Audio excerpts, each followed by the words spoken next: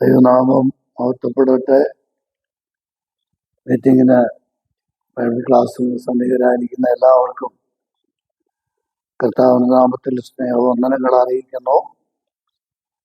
വെളിപാട് പുസ്തകത്തിൽ പറയുന്ന 7 സഭകൾക്കുള്ള ദൂതിൽ അവസാനത്തെ സഭയായ ലവോദിക്ക സഭയ്ക്കുള്ള ദൂതാണ് നമ്മൾ കഴിഞ്ഞ ക്ലാസ് മുതൽ ചിന്തിക്കാൻ ആരംഭിച്ചത്.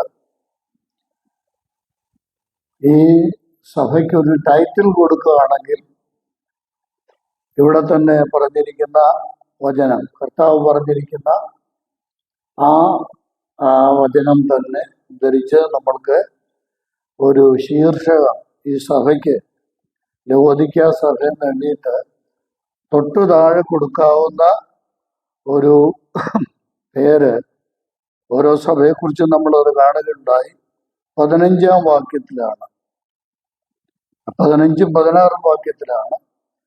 അതിൽ 16-ാം വാക്യം, നീ ഇങ്ങനെ ശീതവാനുമല്ല, പിന്നെ ഉഷ്ണവാനുമല്ല, ശീതോഷ്ണവാൻ. ഈ സഭയ്ക്ക് ഒരു ടൈറ്റിൽ കൊടുക്കുകയാണെങ്കിൽ ഇങ്ങനെ കൊടുക്കണം, ശീതോഷ്ണ സഭ. ഇംഗ്ലീഷിൽ ലൂക്ക് വൈൻ ചർച്ച് എന്ന് പറയും.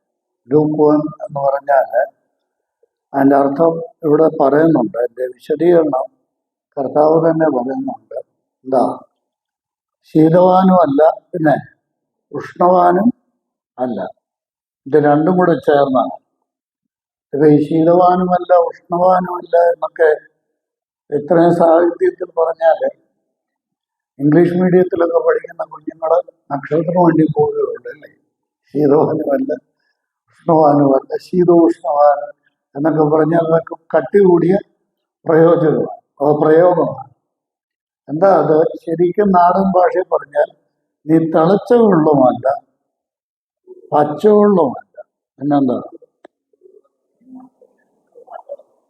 ചൂടുവെള്ളമല്ല, തിളച്ച വെള്ളമല്ല, പിന്നെ തണുത്ത വെള്ളമല്ല, പച്ചവെള്ളമല്ല, നല്ല വാക്ക്, പച്ചവെള്ളമല്ല, പിന്നെന്താ? വാട്ടവെള്ളമാണ്. ഈ സഭയ്ക്കുള്ള പേരാണ്, കർത്താവ് കൊടുത്ത പേര്. ശീതോഷ്ണവാൻ എന്ന് പേര് കൊടുത്തു. ഇങ്ങനെ ഒരു പേര്, അല്ലെങ്കിൽ ഇങ്ങനെ കർത്താവ് പറയാൻ ഈ ലവോദിക്ക സഭയുടെ ലവോദിക്ക പട്ടണത്തിന്റെ ഭൂപ്രകൃതിയോടും ആ പട്ടണത്തിലെ ഒരു പ്രധാന സാഹചര്യത്തോടും ബന്ധപ്പെടുത്തിയ പറയാം. കൊലോസിയെയും അതുപോലെ ഹീരപ്പോലീസിനെയും ലവോദിക്കയും ബന്ധിപ്പിക്കുന്ന ഒരു കനാൽ ഈ പ്രദേശത്തൂടെ പോകുന്നുണ്ട്. ഈ 3 സ്ഥലങ്ങൾ ഏതൊക്കെ സ്ഥലങ്ങളാണ്? കൊലോസിയ, ഹീരപ്പോലീസ്, ലവോദിക്ക. ഈ 3 സഭകളെ ഈ 3 സ്ഥലങ്ങൾ ഒരു കനാൽ.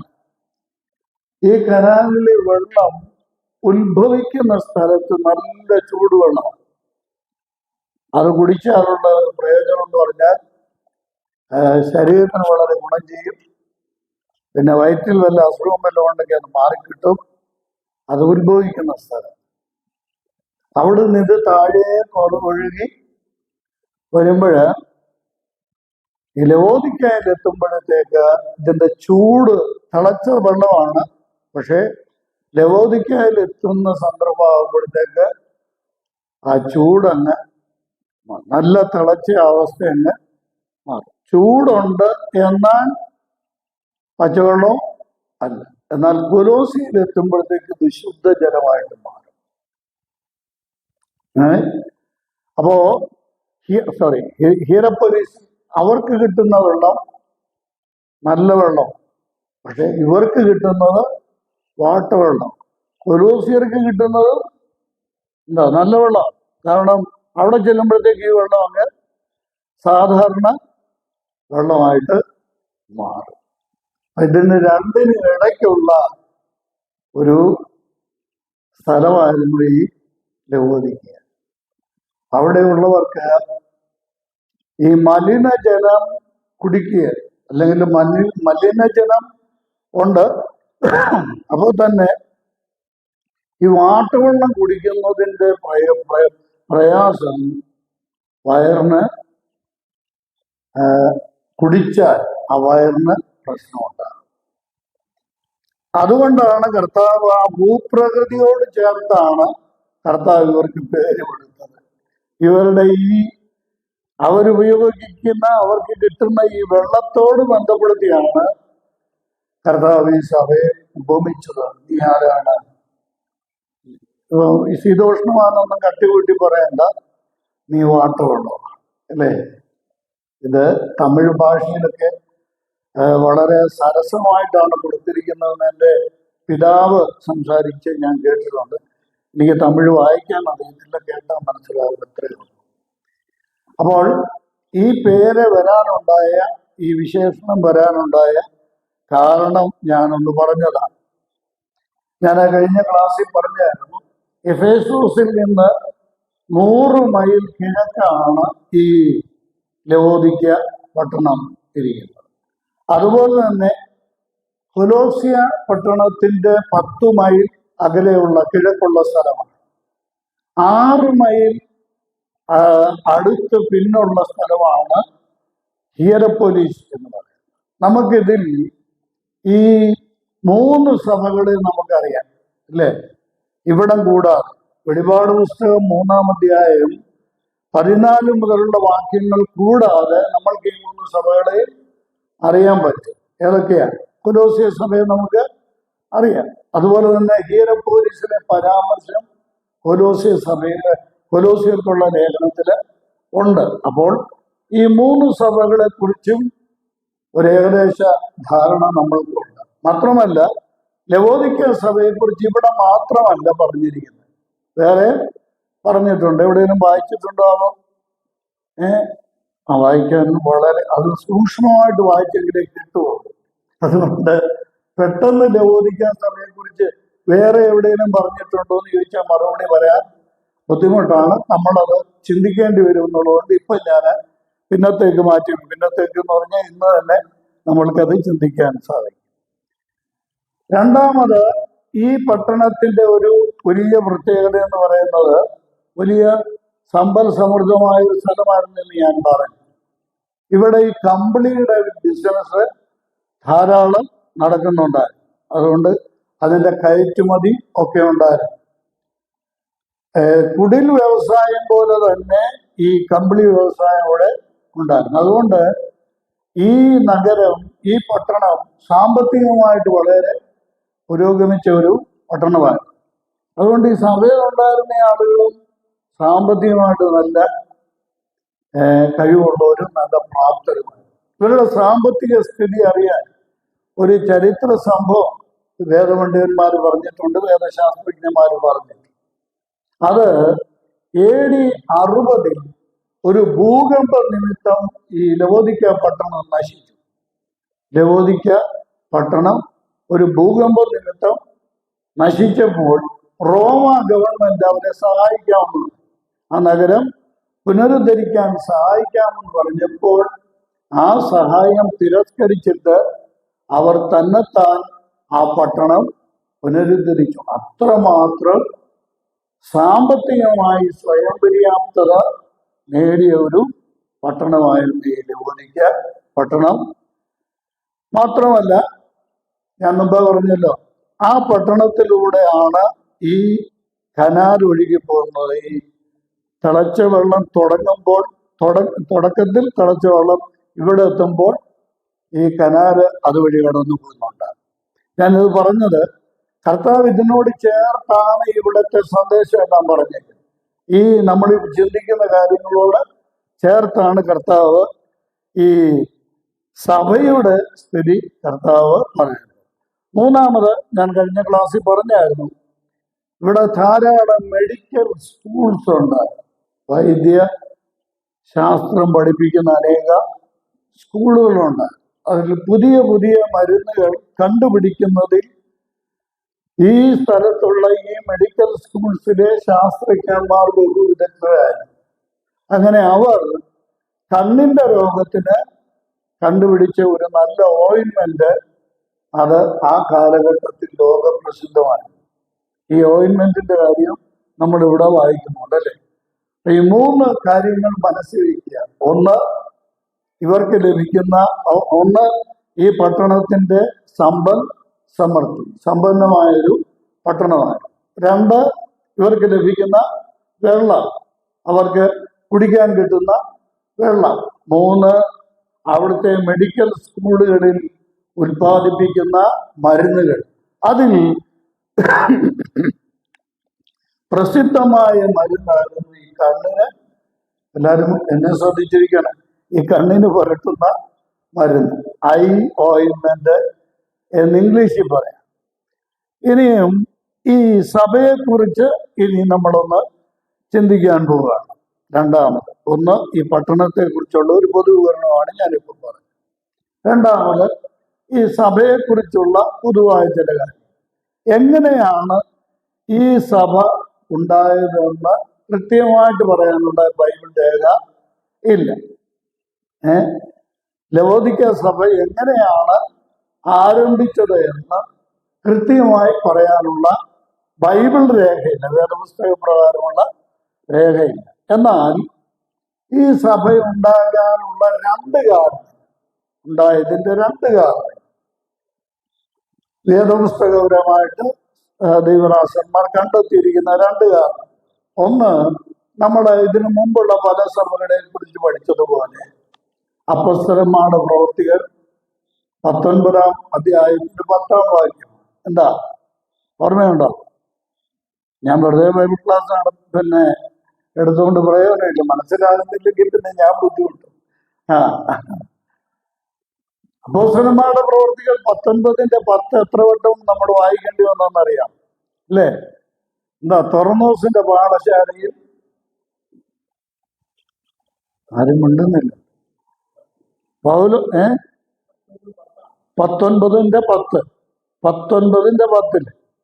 തൊർന്നോസിന്റെ പാഠശാലയിൽ പൗലോസ് 2 സംവത്സരം നടത്തിയ ബൈബിൾ ക്ലാസ്സിൽ ബിസിനസ് സംബന്ധമായി ലവോദിക്കയിൽ നിന്നും ആളുകൾ, ബിസിനസ്സുകാരവിടെ ചെന്നിരിക്കാനുള്ള സാധ്യതയുണ്ട്. കാര്യം കമ്പിളി കച്ചവടമാണ്. അപ്പൊ അതിന് കച്ചവടത്തിന്റെ ഒരു മാർക്കറ്റ് എഫെസോസാണ്. അപ്പൊ അതുകൊണ്ട് ഈ ലവോദിക്കക്കാരെന്ത് ബിസിനസ് ആവശ്യത്തിന് അവിടെ ചെന്നിട്ടുണ്ട്,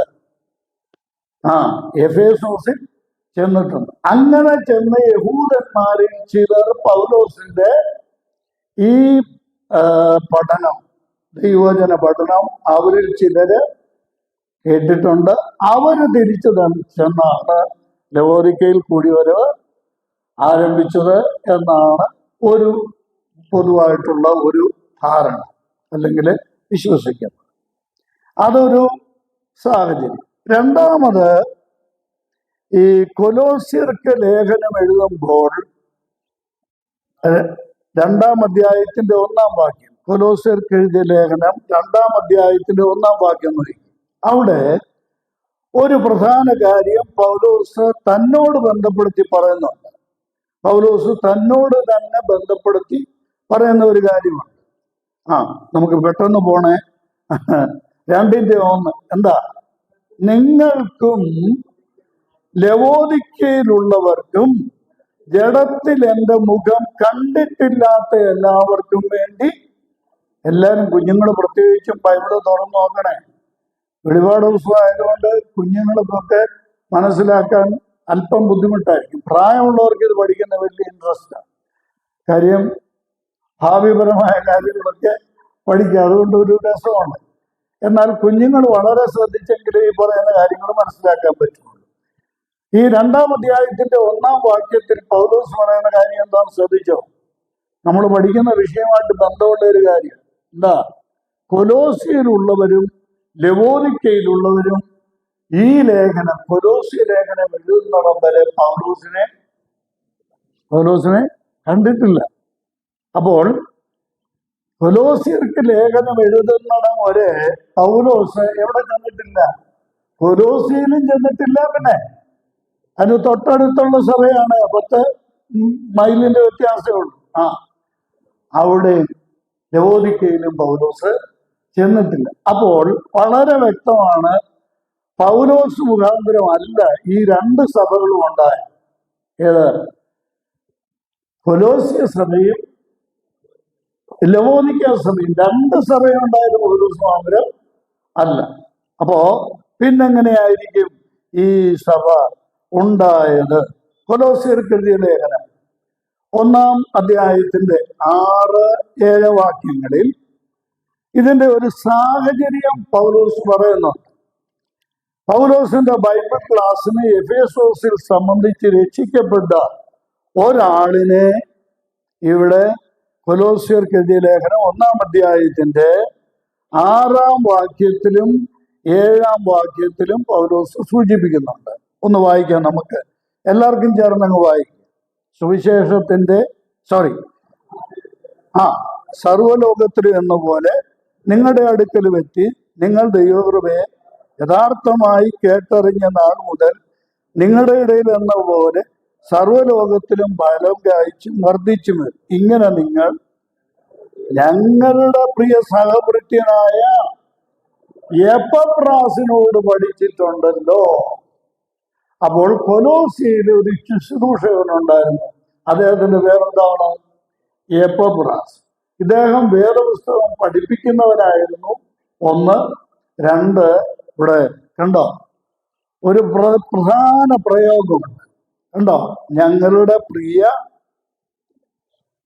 7-ാം വാക്യം, ഞങ്ങളുടെ പ്രിയ സഹവൃത്തി എന്ന് പറഞ്ഞാൽ കൂട്ടുവേലക്കാരനാണ്, കോ വർക്കർന്നാണ്. പൗലോസിനോട് കൂടെ സുവിശേഷ പ്രവർത്തനങ്ങളിൽ ഏർപ്പെട്ടിരുന്നവരാണ് ആര്? എപ്പഫ്രാസ്.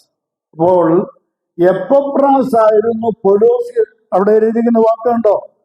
ഇങ്ങനെ ഞങ്ങളുടെ പ്രിയ സഹവൃത്യനായ എപ്പഫ്രാസിനോട്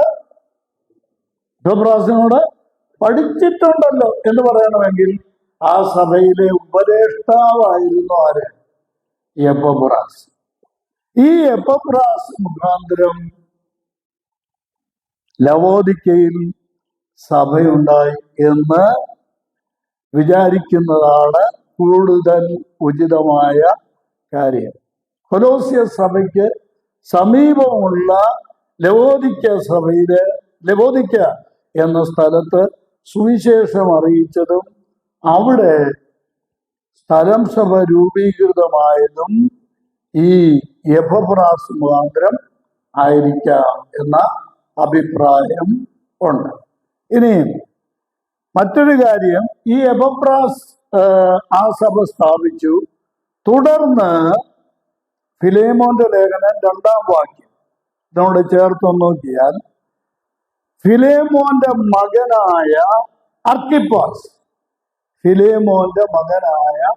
അർക്കിപ്പാസ് ഈ സഭയിൽ ശുശ്രൂഷകനായിരുന്നു.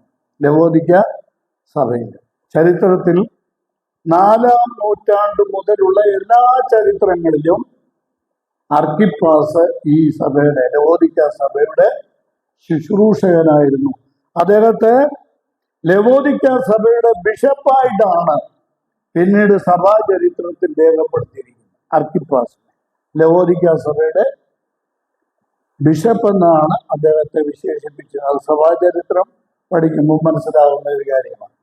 ചുരുക്കത്തിൽ കൊലോസ്യ സഭയെ പോലെയോ എഫേസോ സഭയെ പോലെയോ ഒരു നല്ല ആത്മീക പാരമ്പര്യമുള്ള ഒരു സഭയായിരുന്നു ഏത്? ലവോദിക്ക സഭ. ഇനിയും ഈ സഭകൾ തമ്മിലൊരു ബന്ധമുണ്ട്. എഫേസോസ്, ഞാൻ പറയുന്ന ഈ 3 സഭ, എഫേസോസ്, കൊലോസ്യ, പിന്നെ ലവോദിക്ക, ഈ 3 സഭകൾ തമ്മിൽ ഒരു ബന്ധമുണ്ടായിരുന്നു. ആ ബന്ധം എന്താണെന്നറിയാമോ? 4-ാം അധ്യായം, കൊലോസ്യർക്കെതിരെ ലേഖനം 4-ാം അധ്യായത്തിന്റെ 17-ാം വാക്യം വായിച്ചാൽ ആ ബന്ധം നമുക്ക് അതൊന്ന് നോക്കാം. 4-ാം അധ്യായത്തിന്റെ 17-ാം വാക്യം. ഈ സഭകൾ തമ്മിലുള്ള ബന്ധം നോക്കുക. 4:17. അത് അർക്കിപ്പാസ് അവിടെ ഉണ്ടായിരുന്നു എന്നുള്ളതാണ്.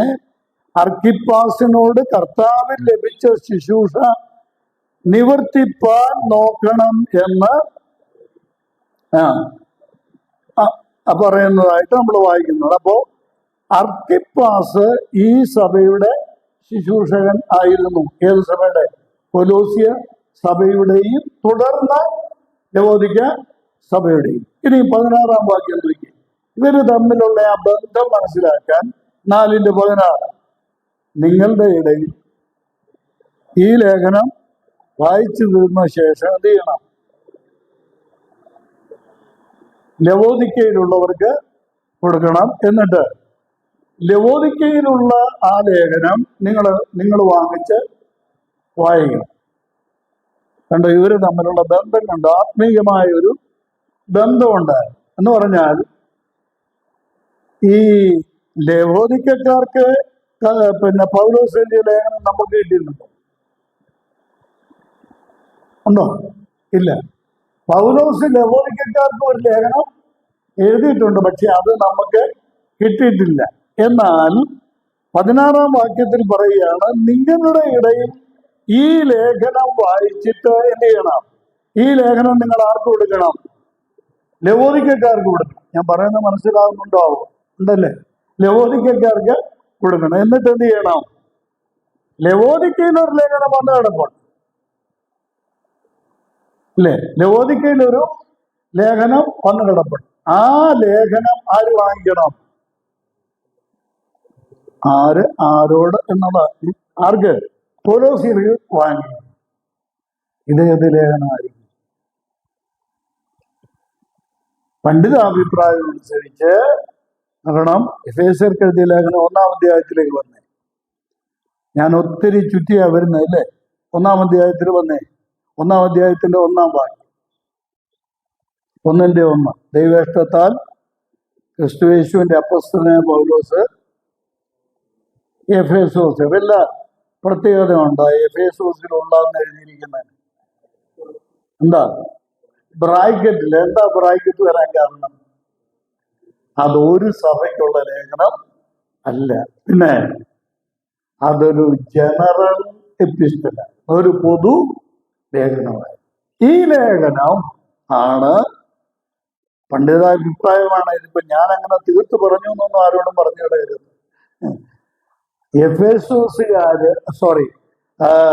കൊലോസ്യര് ലവോദിക്കയിൽ നിന്ന് വാങ്ങി വായിക്കാൻ പറയുന്ന ലേഖനം എഫേസ്യർക്ക് എഴുതിയ ലേഖനമായിരുന്നു എന്നാണ്. ഇതൊക്കെ സൂക്ഷ്മമായ പഠനത്തിലും നിരീക്ഷണത്തിലും നമ്മൾക്ക് മനസ്സിലാക്കാൻ സാധിക്കുന്നത്. ഇതിങ്ങനെ സൂക്ഷ്മ പഠനത്തിന് താല്പര്യമുള്ളവർക്കാണ് ഇത് കൂടുതൽ പ്രയോജനം ചെയ്യുക. ഇനി 3-ാമത്, നമ്മുടെ മുമ്പിലുള്ള സമയം പെട്ടെന്ന് ഉപകരിക്കണം. ഇന്ന് ഈ സഭയെക്കുറിച്ചുള്ള പഠനം തീർക്കണം.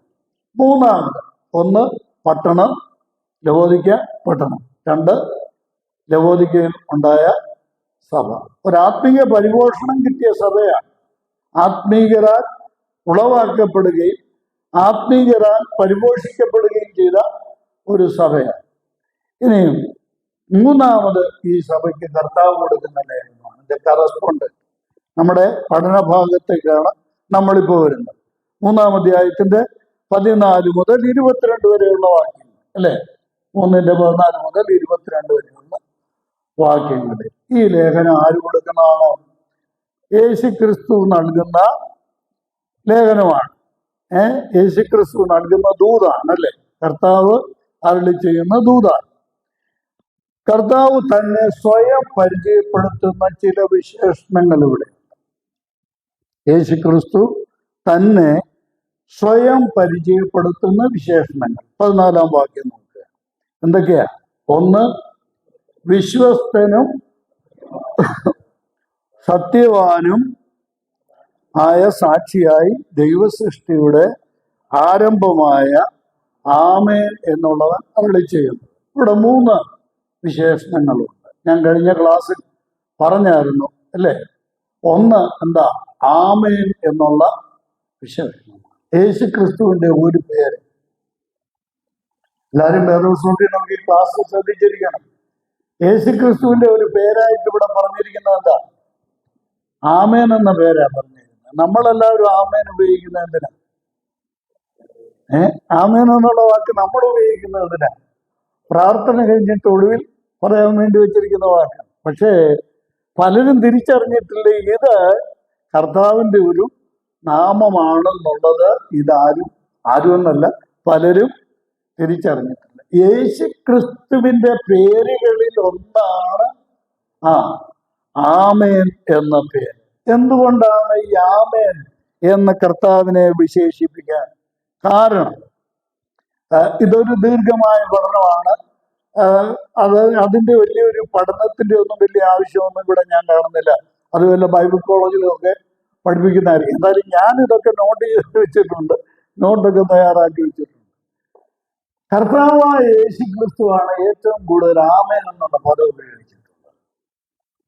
വെളിപാട് പുസ്തകത്തിൽ 4 ആമേൻ എന്നുള്ള വാക്ക്, 4 സ്ഥലത്ത് ആമേൻ എന്ന്. എന്നാൽ ഏറ്റവും കൂടുതൽ ആമേൻ എന്നുള്ള വാക്ക് ഉപയോഗിച്ചിട്ടുള്ളത് കർത്താവ് തന്നെ. യോഹന്നാൻ എഴുതിയ സുവിശേഷത്തിൽ തന്നെ 25 പ്രാവശ്യം. ഞാൻ ഇവിടെ റഫറൻസസ് എല്ലാം എഴുതി വെച്ചിട്ടുണ്ട്. 25 പ്രാവശ്യം കർത്താവ് എന്ത് പറഞ്ഞിട്ടുണ്ട്? തൻ്റെ ചില പ്രസ്താവനകൾ, ഏറ്റവും പ്രധാനപ്പെട്ട ചില പ്രസ്താവനകൾ കർത്താവ് നടത്തുമ്പോൾ ആദ്യം എന്ത് ചേർത്തിട്ടാ പറയുന്നത്? ആമേൻ ആമേൻ, ഞാൻ നിങ്ങളോട് പറയുന്നത് എന്നത് അങ്ങോട്ട് മാറ്റി വെച്ചിട്ട് ഇത് മാത്രം ഒന്നെടുത്തേ, ആമേൻ ആമേൻ പറയുന്നത്. ഞാൻ നിങ്ങളോടങ്ങ് മാറ്റി. ആമേൻ ആമേൻ പറയുന്നത് ആരാ? യേശു ക്രിസ്തു പറയുക. ആമേൻ എന്ന കർത്താവ് പറയുന്നത്. ആമേൻ എന്ന വാക്ക് പഴയ നിയമത്തിൽ ദൈവത്തോട് ബന്ധപ്പെടുത്തി പറഞ്ഞിട്ടുണ്ട്. അതെന്നാൽ മലയാളം ബൈബിളിലോ ഇതര ട്രാൻസ്ലേഷനിലോ ആമേൻ എന്ന വാക്ക് ദൈവത്തോട് ചേർത്ത് വിവർത്തനം ചെയ്തിട്ടില്ല. വിവർത്തനത്തിൽ വന്ന പ്രശ്നം, ട്രാൻസ്ലേറ്റ് ചെയ്തപ്പോൾ വന്ന പ്രശ്നം എവിടെ വന്നറിയാമോ? യെശയ്യാ പ്രവചനം 65-ാം അധ്യായത്തിന്റെ 16-ാം വാക്യത്തിൽ 2 പ്രാവശ്യം ദൈവത്തെ ഉദ്ദേശിച്ച് ആമേൻ എന്ന വാക്ക് ഉപയോഗിച്ചിട്ടുണ്ട്. എന്നാൽ വാക്കെന്ന് പറയുന്നതിനേക്കാൾ നല്ലത് എന്ന നാമശബ്ദം. ആമേൻ എന്ന നാമശബ്ദം ദൈവത്തെ ഉദ്ദേശിച്ച് യെശയ്യാ പ്രവചനം 65-ാം അധ്യായത്തിന്റെ 16-ാം വാക്യത്തിൽ 2 പ്രാവശ്യം ദൈവാത്മാവ് രേഖപ്പെടുത്തിയിട്ടുണ്ട്. നോക്കണം, 16-ാം വാക്യം ഒന്ന് വായിക്കാം. മുമ്പലത്തെ കഷ്ടങ്ങൾ മറന്നുപോവുകയും അവ എൻ്റെ കണ്ണിന് മറഞ്ഞിരിക്കുകയും ചെയ്തുകൊണ്ട് ഭൂമിയിൽ തന്നെത്താൻ അനുഗ്രഹിക്കുന്നവൻ സത്യദൈവത്താൻ തന്നെത്താൻ അനുഗ്രഹിക്കുകയും സത്യം ചെയ്യുന്നവൻ സത്യദൈവത്തെ ചൊല്ലി സത്യം ചെയ്യും. എത്ര പ്രാവശ്യം സത്യം ഉണ്ടെന്ന് ചോദിക്കണം. ഇവിടെ ദൈവത്തിന് കൊടുത്തിരിക്കുന്ന പേര് കണ്ടു, ഈ സത്യം ചേർത്താ പറഞ്ഞേക്കുന്നത്. ഉണ്ടോ? എന്താ പറഞ്ഞേക്കുന്നത്? പുസ്തകത്തിൽ നോക്കി എന്നോടൊന്ന് പറയുന്നേ, ഒന്ന് സഹായിക്കും. സത്യം ചേർത്ത് പറഞ്ഞിരിക്കുന്നത് എന്താ? സത്യ ദൈവം. സത്യ ദൈവം എന്ന് 2 പ്രാവശ്യം പറഞ്ഞിരിക്കുക. ഈ 2 എബ്രായ ഭാഷയിൽ ഉപയോഗിച്ചിരിക്കുന്ന ആമേൻ എന്ന വാക്കാണ്. ആമേൻ എന്ന വാക്കാണ് എബ്രായ ഭാഷയിൽ ഈ 2 ഉപയോഗിച്ചിരിക്കുന്നത്. അതാരെ ഉദ്ദേശിച്ച? ദൈവത്തെ ഉദ്ദേശിച്ച. ദൈവത്തിന് സ്തോത്രം. ഞാൻ ചുമ്മാ സ്തോത്രം പറയരുതെന്ന് എല്ലാവർക്കും അറിയാമല്ലേ? ഈ സ്തോത്രം പറഞ്ഞതിന്റെ വേറെ കാര്യമാണ്. യോഹന്നാന്റെ 1-ാം ലേഖനം 5-ാം അധ്യായം 20-ാം വാക്യം, പുതിയ നിയമത്തിൽ 1 യോഹന്നാൻ 5. അവൻ സത്യദൈവവും നിത്യജീവനുമാണ്. ആര്? അവിടെ പറഞ്ഞിരിക്കുന്ന പിതാവായ ദൈവത്തെ കുറിച്ചാണോ? അല്ല. പിന്നെ ആരെ കുറിച്ചാണ്? യേശു ക്രിസ്തുവിനെ കുറിച്ചാണ്. അപ്പൊ സത്യദൈവം ആരാ? യേശു ക്രിസ്തു. അപ്പോൾ കർത്താവായ യേശുവിന് ഇടാവുന്ന പേരെന്താ? ഏത് പേരാ? ആമേൻ. മനസ്സിലായല്ലോ? ആമേൻ എന്ന വാക്കിന്റെ സമമിട്ടിട്ട് എഴുതാൻ പറ്റുന്ന അർത്ഥം എന്താ? സത്യ ദൈവം. ലവോദിക്ക സഭയോട് കർത്താവായ യേശു പറയാണ്, നിങ്ങളോട് അരുളി ചെയ്യുന്ന ഞാൻ ആരാണ്? സത്യദൈവം നിങ്ങളോട് സംസാരിക്കുക. ഞാനൊരു വാചകം ഇതുകൊണ്ട് ചേർത്ത് വെച്ചിട്ട് അടുത്ത ആശയത്തിലേക്ക് പോകാം. ഇത് ഒത്തിരി വിശദീകരിക്കാവുന്നതാണ്, എങ്കിലും ഞാൻ ഒറ്റ വാചകത്തിൽ അത് വിടുക. നമ്മൾ ഓർക്കണം, ദൈവസഭയിൽ ഒരു ദൈവദാസൻ ദൈവവചനം പ്രസ്താവിക്കുമ്പോൾ, അല്ലേ, ഇത് സഭയ്ക്കുള്ള ദൂതല്ലേ, ദൈവം നൽകുന്ന ദൂതാണ്. യേശു ക്രിസ്തു ദൂതന് നൽകിയിട്ട് ആ ദൂതൻ സഭയ്ക്ക് നൽകുന്നതാണ്. നമ്മൾ ആ പ്രാരംഭത്തിൽ തന്നെ ചിന്തിച്ചു ഓർക്കുന്നോ? എന്താ? യേശു ക്രിസ്തു, പരിശുദ്ധാത്മാവ്, ദൂതൻ. ഒരു സഭയില് ദൂത് കൊടുക്കുന്ന ക്രമം എങ്ങനെ? മറന്നുപോയോ? സഭയ്ക്ക് നൽകുന്ന ദൂതിന്റെ ക്രമം എങ്ങനെ? യേശു ക്രിസ്തു എന്ത് ചെയ്യുകയാണ്? പരിശുദ്ധാത്മാവിനാൽ, അല്ലെങ്കിൽ ആ പരിശുദ്ധാത്മാവിനെ മൂന്നാമത് യേശു ക്രിസ്തു ഈ ദൂത് ആർക്ക് കൊടുക്കുകയാണ്? ദൂതന് കൊടുക്കുക. ഏത് ദൂതന്? സഭയുടെ ദൂതന്. സഭയുടെ ദൂതൻ ആരാ?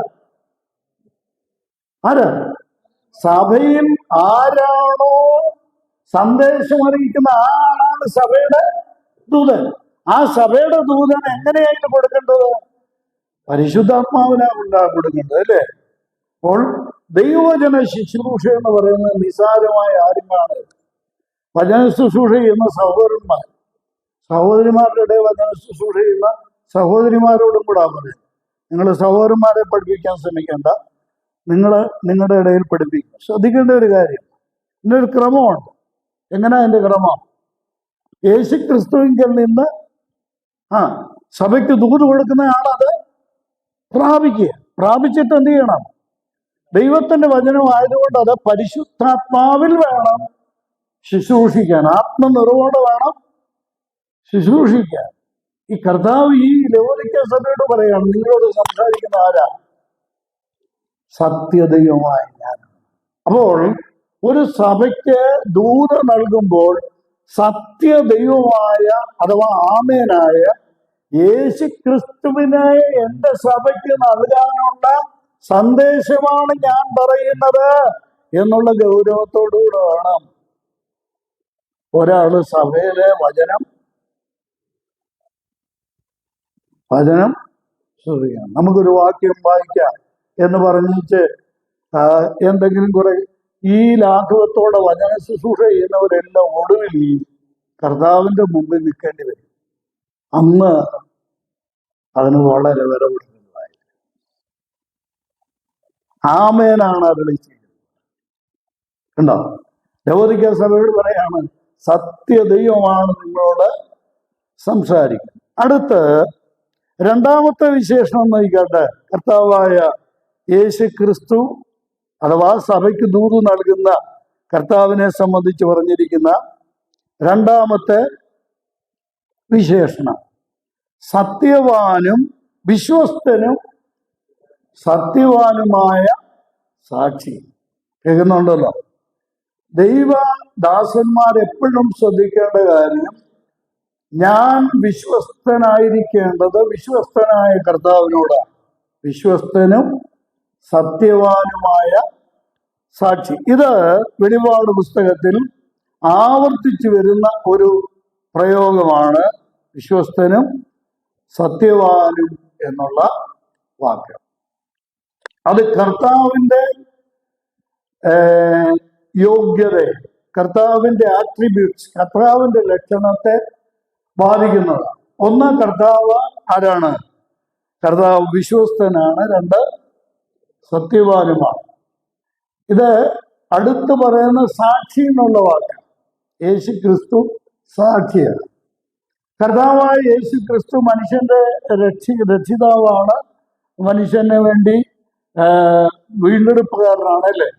എന്നാൽ അപ്പോൾ തന്നെ കർത്താവ് ആരാണ്? വിശ്വസ്തനാണ്, പിന്നെ സത്യവാനാണ്. ഇത് നമ്മുടെ സ്വഭാവത്തിൽ പകർത്താൻ അത്യാവശ്യമുള്ള രണ്ട് കാര്യങ്ങളാണ്. യേശു ക്രിസ്തു ലോകത്തിൽ വന്നത് എന്തിനു വേണ്ടിയായിരുന്നു? എന്തിനു വേണ്ടിയായിരുന്നു? പീലാത്തോസിന്റെ മുമ്പിൽ ഇതൊക്കെ വായിക്കുകയും ആരാധനയ്ക്കൊക്കെ പറയുകയും ചെയ്യുന്ന കാര്യം. പീലാത്തോസിന്റെ മുമ്പിൽ വിസ്തരിക്കുമ്പോൾ പറയുന്നത് എന്താ? സത്യത്തിന് സാക്ഷ്യം നിർവഹിക്കാൻ വേണ്ടിയാണ് ഞാൻ ഇവിടെ വന്നിരിക്കുന്നത്. അടുത്തൊരു വാചകം കൂടെ പറഞ്ഞു, സത്യ തൽപരവരായവർ എൻ്റെ വാക്ക് കേൾക്കുന്നു. അപ്പോൾ കർത്താവ് സാക്ഷ്യം പറയാനാ വന്നത്. സത്യത്തിന് സാക്ഷ്യം പറയാനാണ്. സത്യം എന്താണോ അത് വെളിപ്പെടുത്താൻ വേണ്ടിയാണ് കർത്താവ് വന്നത്. സത്യ തൽപരരായവർ എൻ്റെ വാക്ക് കേൾക്കുന്നു. നമ്മൾ കർത്താവ് പറഞ്ഞ വാക്ക് കേട്ടതിന്റെ കാരണം എന്താ? ഇത്രയേ ഉള്ളൂ. നമ്മൾ സത്യ തൽപരർ ആയതുകൊണ്ട് വിശ്വസ്തനും സത്യവാനുമായ കർത്താവിന്റെ സാക്ഷ്യം കേട്ടു. ഈ സാക്ഷി എന്നുള്ള പദം സമയം കിട്ടുമ്പോൾ നിങ്ങളൊന്ന് പഠിക്കാൻ ശ്രമിക്കണം കേട്ടോ. കർത്താവ് സാക്ഷിയായിട്ടായി ഭൂമി വന്നത്. യോഹന്നാനെ ഈ ഭൂമിയിൽ അയച്ചത് എന്തിനാ? യോഹന്നാൻ എഴുതിയ സുവിശേഷം 5-ാം അധ്യായം സമയം കിട്ടുമ്പോൾ അതിന്റെ അവസാന ഭാഗത്ത് സാക്ഷി എന്നുള്ള അല്ലെങ്കിൽ സാക്ഷ്യം എന്നുള്ള വിഷയം മാത്രം പ്രതിപാദിക്കുന്നു. പിതാവിന്റെ സാക്ഷ്യമുണ്ട്, പുത്രന്റെ സാക്ഷ്യമുണ്ട്, പരിശുദ്ധാത്മാവിന്റെ സാക്ഷ്യമുണ്ട്, യോഹന്നാന്റെ സാക്ഷ്യമുണ്ട്. പിന്നെ തൊട്ട് അടുത്ത് പറയുന്നത്, ഒടുവിൽ പറയുന്നുണ്ട്, നിങ്ങൾ എൻ്റെ സാക്ഷികൾ ആകും എന്ന് പറയുന്നുണ്ട്. അത് അപ്പോസ്തലന്മാരുടെ പ്രവൃത്തികളുടെ വാക്യമല്ല കേട്ടോ. നിങ്ങൾ എൻ്റെ സാക്ഷികളാകും എന്ന് പറയുന്നുണ്ട്. മോശ എനിക്ക് സാക്ഷ്യം പറഞ്ഞു. എത്ര സാക്ഷ്യത്തിന്റെ കാര്യമുണ്ടെന്ന് അറിയാമോ? സൗകര്യം കിട്ടുമ്പോൾ അത് നോക്കി എത്ര സാക്ഷ്യമുണ്ടെന്നും അവരുടെ സാക്ഷ്യം എന്താണെന്ന് നോക്കുന്നത് നന്നായിരിക്കും. നമ്മുടെയും ജോലി എന്താ? നമ്മുടെയും ജോലി അത്രയേ ഉള്ളൂ. എത്ര വലിയ പ്രസംഗം എത്ര മണിക്കൂർ ചെയ്താലും അതെന്താ? യേശുക്രിസ്തുവിനുള്ള സാക്ഷ്യമാണ്. കർത്താവിനെ കുറിച്ചുള്ള സാക്ഷ്യം ആണ് അത് ആയിരിക്കണം. അപ്പോൾ യേശുക്രിസ്തുവിനെ കുറിച്ച് രണ്ടാമത് പറയുന്ന ഒന്ന് ആമേൻ, രണ്ടാമത് പറഞ്ഞത് വിശ്വസ്തനും സത്യവാനും. ഇനി മൂന്നാമതൊരു വിശേഷണം കൂടെ വേണ്ട. എന്താ? ദൈവ സൃഷ്ടിയുടെ ആരംഭം. ദൈവ സൃഷ്ടിയുടെ ആരംഭം. ഞാൻ ഇതധികം വിശദീകരിക്കുന്നില്ല കേട്ടോ. ഇത് വിശദീകരിക്കേണ്ടതുമാണ്. ഈ വചനം വെച്ചാണ് ഈ യഹോവയുടെ സാക്ഷികൾ എന്ന് പറയുന്ന ഒരു കൂട്ടുണ്ട്. സാക്ഷികളെ കുറിച്ചാണ് നമ്മൾ ഇപ്പൊ പറഞ്ഞത്. അക്കൂട്ടത്തിൽ ഇവിടെ വളരെ അറിയപ്പെടുന്ന ഒരു സാക്ഷികളാണ് ആര്? യഹോവയുടെ സാക്ഷികൾ. അവരുപയോഗിക്കുന്ന ഒരു വാക്യമായത് എന്താ? ദൈവ സൃഷ്ടിയുടെ ആരംഭം. ഇത് വെച്ചിട്ട് അവർ സ്ഥാപിക്കുന്നത് എന്താണെന്നറിയാമോ? ദൈവം ആദ്യം സൃഷ്ടിച്ചത് ആദാമിനെ അല്ല. ദൈവം ആദ്യം സൃഷ്ടിച്ചത് ഈ ഭൂമിയെയും പ്രപഞ്ചത്തെ ഒന്നുമല്ല. പിന്നെ ദൈവം ആദ്യം സൃഷ്ടിച്ചത് യേശുക്രിസ്തുവിനെ. ഈ വചനം വെച്ചാണ് യേശുക്രിസ്തു ദൈവമല്ല, ദൈവത്തിന്റെ സൃഷ്ടിയാണ് എന്ന് അവർ സ്ഥാപിക്കാൻ ശ്രമിക്കും. എന്നാൽ ഇത് ഗ്രീക്ക് ഭാഷയിൽ ആരംഭമുള്ള ആദ്യമായിട്ട് എന്താ പറഞ്ഞിരിക്കുന്നത്. ഇത് തത്തുല്യമായിട്ട് ഈ വെളിപാട് പുസ്തകത്തിൽ നമ്മൾ 1-ാം അധ്യായം മുതൽ കാണുന്ന ഒരു പ്രയോഗമുണ്ട്. വേഗത്തിൽ നമുക്ക് പറയാൻ പറ്റുന്ന അൽഫയും ഒമേഗയും. ഇതാണ് ഇതിന് തുല്യമായിട്ടുള്ള മറ്റൊരു വാക്ക്. ആരംഭവും അവസാനവും എന്നുള്ളതിന് വേറെ ഒരു നിർവചനമായിട്ട് കർത്താവ് തന്നെ പറഞ്ഞിരിക്കുന്നത് എന്താ? ഞാൻ ആൽഫയും ഒമേഗയുമാണ് എന്ന് പറഞ്ഞാൽ ഞാൻ ആദ്യത്തവനും ഒടുക്കത്തവനും ആകുന്നു. ഞാൻ ആദ്യത്തവനും ഒടുക്കത്തവനും എന്ന് പറഞ്ഞാൽ ആരംഭമില്ലാത്തവനും അവസാനം ഇല്ലാത്തവനും എന്നാണ് ഇതിന്റെ അർത്ഥം. ദൈവ സൃഷ്ടിയുടെ ആരംഭമെന്നല്ല, തുടക്കമെന്നല്ല, പിന്നെ the source of God creation, God's creation. ദൈവത്തിന്റെ സൃഷ്ടിയുടെ സോഴ്സ് ആണാര്? കർത്താവായ യേശുക്രിസ്തു. ഈ പ്രപഞ്ചം സൃഷ്ടിച്ചത് ആരാന്ന് ചോദിച്ചാൽ ദൈവം എന്ന് പറയുന്നത് പോലെ തന്നെ നമ്മൾ പറയണം ആരാ സൃഷ്ടിച്ചത്? യേശുക്രിസ്തു സൃഷ്ടിച്ചത്. സകലവും അവൻ മുഖാന്തരം ഉളവായതൊന്നും അവനെ കൂടാതെ ഉളവായതല്ല. അപ്പോൾ സൃഷ്ടിയുടെ സോഴ്സാണ് യേശുക്രിസ്തു എന്ന അർത്ഥമാണ് ഇവിടെ വരുന്നത്. കൊലോസ്യ ലേഖനത്തിൽ പറയുന്നത് എന്താ? ദൃശ്യമായതാകട്ടെ അദൃശ്യമായതാകട്ടെ, സിംഹാസനങ്ങളാകട്ടെ, വാഴ്ചകളാകട്ടെ, കർത്തൃത്വങ്ങളാകട്ടെ, സകലവും അവൻ മുഖാന്തരം സൃഷ്ടിക്കപ്പെട്ടു. സകലവും അവൻ മുഖാന്തരവും അവനായിക്കൊണ്ടും സൃഷ്ടിക്കപ്പെട്ടിരിക്കുന്നു. അപ്പോൾ കർത്താവായ യേശുക്രിസ്തു സൃഷ്ടാവായ ദൈവമാണ് എന്ന് വ്യക്തമാക്കുന്ന ഒരു പ്രയോഗമാണിത്. ദൈവത്തിന്റെ സൃഷ്ടിയുടെ ആരംഭം, ദൈവശക്തിയുടെ ആരംഭം എന്നത്. അപ്പോൾ ഈ 3 വിശേഷണങ്ങളാണ് യേശുക്രിസ്തുവിനെ കുറിച്ച് ഇവിടെ പറഞ്ഞിരിക്കുന്നത്. 1 ആമേൻ, 2 വിശ്വസ്തനും സത്യവാനുമായ സാക്ഷി, 3 ദൈവ സൃഷ്ടിയുടെ ആരംഭം. ഇനിയും നമ്മള് ഈ സഭയെ കുറിച്ച് കർത്താവ് പറയുന്ന കാര്യം, ദ കൺസെപ്റ്റ്, കർത്താവ് ഈ സഭയെ കുറിച്ച് പറയുന്ന കാര്യം വേഗം വായിച്ചു പോകുന്ന കൂട്ടത്തിൽ തന്നെ ഞാൻ അതിൻ്റെ വിശദീകരണങ്ങൾ കൂടെ പറഞ്ഞു പോകാം. 2 പ്രധാനപ്പെട്ട കാര്യങ്ങൾ ഇവിടെ ഈ അടുത്ത ആശയങ്ങളായിട്ട് 2 പ്രധാനപ്പെട്ട കാര്യങ്ങളാണ് ഞാൻ പറയാൻ ആഗ്രഹിക്കുന്നത്. 1 ഈ സഭയെക്കുറിച്ച് കർത്താവിൻ്റെ സാക്ഷ്യമാണ്, ദ കൺസെപ്റ്റ്. 2 കർത്താവ് ഈ സഭയിൽ പറയുന്ന കൽപ്പന. ഇത് 2ഉം കൂടെ ചേർത്തങ്ങ് ചിന്തിക്കുമ്പോൾ എൻ്റെ ഒരു 4 പേജ് നോട്ടങ്ങ് മാറിക്കിട്ടും. അപ്പം ഇനി അധികം വിശദീകരിക്കാതെ പറഞ്ഞു പോകാനാണ് ഞാൻ ആഗ്രഹിക്കുന്നത്. അപ്പൊ ശ്രദ്ധിക്കുക, എന്താ കർത്താവ് പറയുന്നത്? ഇവരെ കുറിച്ച് കർത്താവ് പറയുന്നത് ഒരു പ്രധാനപ്പെട്ട ഒരു ആക്ഷേപം ഇവരെ കുറിച്ച് പറയുന്നതൊക്കെ 15-ാം വാക്യത്തിന്റെ ഒടുവിൽ ശീതവാനോ ഉഷ്ണവാനോ ആയിരുന്നു എങ്കിൽ കൊള്ളായിരുന്നു. ഞാൻ നിന്റെ 15-ാം വാക്യം, ഞാൻ നിന്റെ പ്രവൃത്തി അറിയുന്നു, നീ ഉഷ്ണവാനുമല്ല ശീതവാനുമല്ല. കർത്താവ് ഇവരെ കുറിച്ച് പറയുന്ന ഈ കാര്യം പറഞ്ഞിട്ട് കർത്താവ് അവരെ കുറിച്ച് ഈ ആക്ഷേപങ്ങൾ പറഞ്ഞിട്ട് ഒടുവിൽ 18-ാം വാക്യം തുടങ്ങുമ്പോൾ ആ വാക്കൊന്ന് നോക്കി, കുരുടനും നഗ്നനും എന്ന്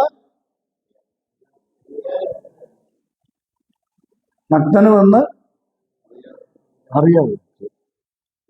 എന്താ കർത്താവ് പറഞ്ഞതെന്ന് മനസ്സിലായി?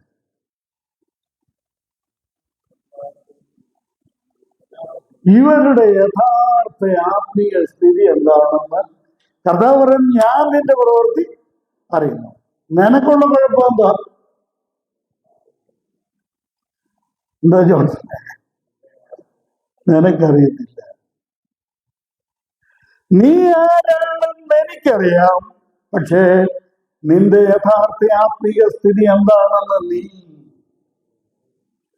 അറിയുന്നില്ല. 21-ാം നൂറ്റാണ്ടിലെ സഭയുടെ അപകടകരമായ നമ്മുടെ അറിവ് കർത്താവിന്റെ അറിവിന് നേരെ വിരുദ്ധമാണ് നമ്മളെ കുറിച്ചുണ്ടായിരുന്നത്. ഞാൻ അത് 2ഉം കൂടെ ഒന്ന് ചേർത്ത് വെക്കാൻ പറ്റില്ല. നോക്കട്ടെ, അവിടെ കർത്താവ് ഇവരെ കുറിച്ച് പറയുന്ന ആ സഭയുടെ യഥാർത്ഥ സ്ഥിതി പറയുന്നത് നോക്കുക. 15-ാം വാക്യം, നീ ആരാ? നീ ശീതവാനുമല്ല ഉഷ്ണവാനുമല്ല, പിന്നെ നീ ആരാ? നീ വാട്ടവെള്ളമാ. എന്താ കുഴപ്പം? നിനക്കുള്ള കുഴപ്പം നിനക്കത് അറിയത്തില്ല. ആരെങ്കിലും സമ്മതിക്കണം ഞാൻ ശരിയല്ലെന്ന്? സമ്മതിക്കൂ? പക്ഷെ ഇത് ആർക്കേ അറിയത്തില്ല. ശരിയും തെറ്റും ശരിക്കും അറിയാവുന്ന കർത്താവിന് മാത്രമേ. ദൈവങ്ങളെ, നമ്മളെ കുറിച്ച് ധരിച്ചു വച്ചിരിക്കുന്ന ധാരണകൾ പൂർണ്ണമായി ശരിയാകണം എന്നില്ല. കർത്താവിനോട് ചോദിക്കണം, കർത്താവ് എന്നെ കുറിച്ച് നിനക്കുള്ള ധാരണ എന്താണെന്ന് എന്നോട് പറഞ്ഞാൽ.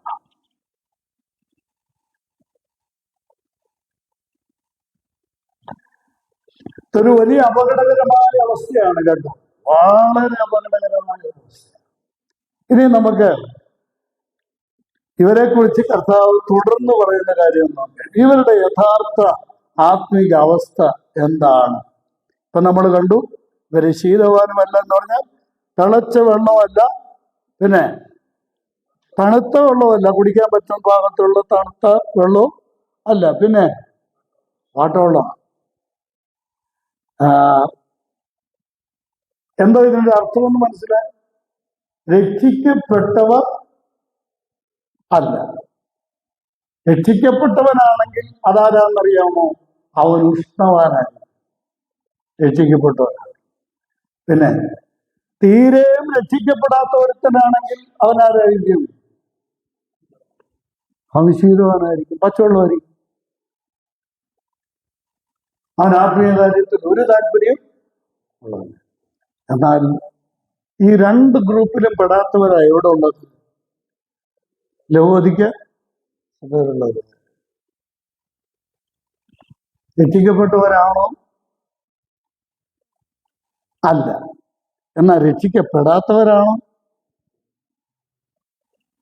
എന്ന് ചോദിച്ചാൽ അങ്ങനെയല്ലേ. രണ്ടിലേതെങ്കിലും ഒന്നല്ലേ ശരിയാവത്തുള്ളൂ. അർത്ഥം എന്താന്ന് ഞാൻ വ്യക്തമല്ല. ഇവർക്ക് വെളിച്ചം ലഭിച്ചവരല്ല, വെളിച്ചം കണ്ടവരാണ്. സത്യത്തെ സ്വീകരിച്ചവരല്ല, സത്യം അറിഞ്ഞവരാണ്. സുവിശേഷം അംഗീകരിച്ചവരല്ല, സുവിശേഷം അറിയാവുന്നവരാണ്.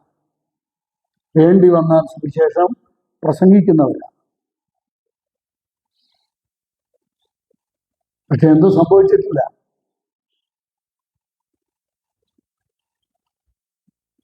കണ്ടോ? ഇവരുടെ യഥാർത്ഥ അവസ്ഥ കർത്താവ് വ്യക്തമാക്കി. ഇനിയും അടുത്ത വാക്യങ്ങൾ വായിക്കുമ്പോൾ കുറെ കൂടെ സ്പഷ്ടമാണ്. ഞാൻ വേഗം വായിച്ചു പോകാം. 16-ാം വാക്യത്തിൽ നീ ശീതവാനുമല്ല ഉഷ്ണവാനുമല്ല, പിന്നെ ശീതോഷ്ണവാനാകയാൽ നിന്നെ എൻ്റെ വായിൽ നിന്ന് ഉമിണ്ണുകളയും. ഇവൻ എവിടെ കിടക്കുന്നതേ ഉള്ളൂ? കർത്താവിന്റെ വായിലായിട്ടേ ഉള്ളൂ. എങ്ങോട്ട് ചെന്നിട്ടില്ല, അകത്തോട്ട് ചെന്നിട്ടില്ല. എന്ത് ചെയ്യും?